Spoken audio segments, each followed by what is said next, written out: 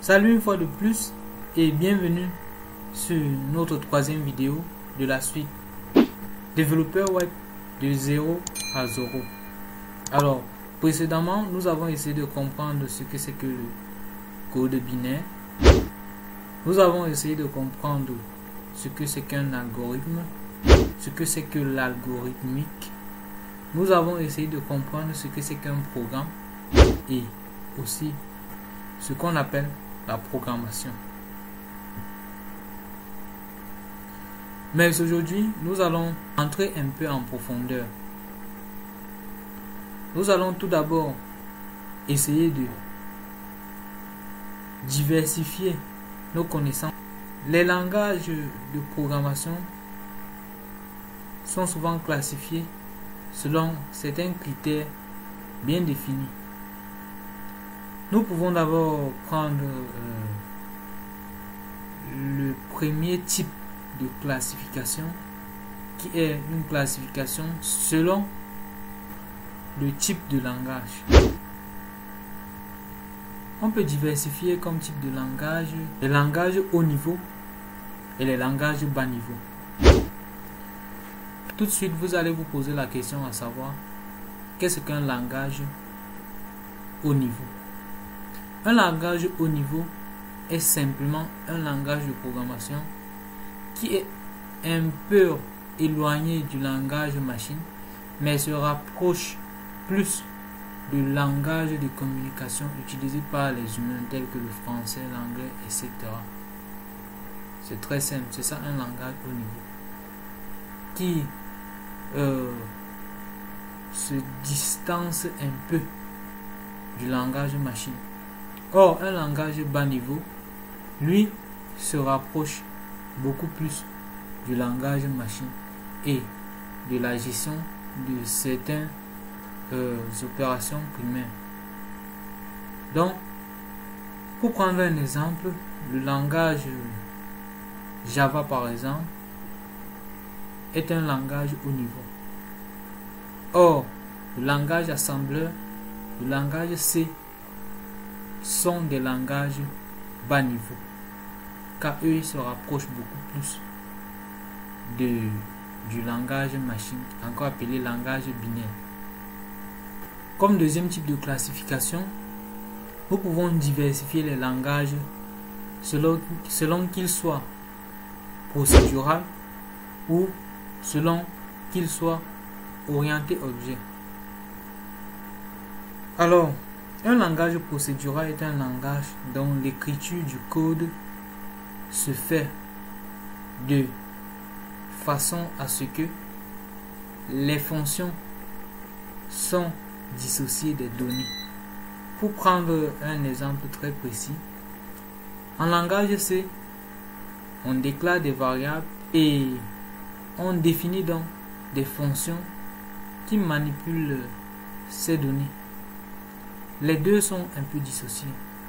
Or, dans la programmation orientée objet, les données sont associées aux méthodes. À noter qu'en procédural, on parle des fonctions.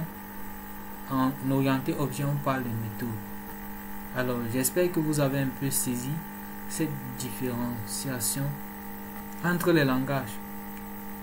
Donc, si on veut prendre un exemple, le langage Java, le langage C++ sont des langages orientés objet. Or, le langage C est un langage procédural. Alors, comme troisième type de classification, nous avons une classification selon la manière de passage du code que l'on a écrit pour atteindre le langage machine.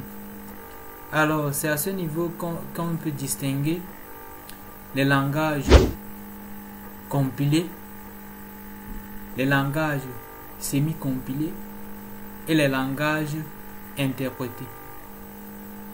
Commençons par les langages compilés. Les langages compilés sont des langages qui nécessitent après écriture le passage dans un programme appelé compilateur pour pouvoir ressortir le code que l'ordinateur pourra donc comprendre. Si on veut prendre un exemple, on aura le langage C qui nécessite forcément un compilateur pour pouvoir transformer du code écrit en code compréhensible par l'ordinateur. En deuxième catégorie, concernant cette classification, nous avons parlé des langages semi-compilés. Un langage semi-compilé est un langage qui est compilé, mais qui après compilation nécessite encore d'être interprété pour que l'ordinateur puisse le comprendre. Si on veut prendre l'exemple de ces genres de langage, nous avons le langage Java qui après écriture est transformé en un code appelé bytecode. Ce bytecode donc pourra maintenant être interprété par une machine virtuelle Java appelée JVM, Java Virtual Machine, pour pouvoir obtenir maintenant le code final exécutable selon un terminal précis. A noter que c'est ça qui fait un peu la force du Java, car un code valable sur Windows avec du Java qui est précompilé pourra donc être lu sur Linux, sur Mac OS, etc. C'est un peu ça. Maintenant, passons au langage interprété qui nous intéresse un peu beaucoup, puisque nous voulons faire de la programmation web.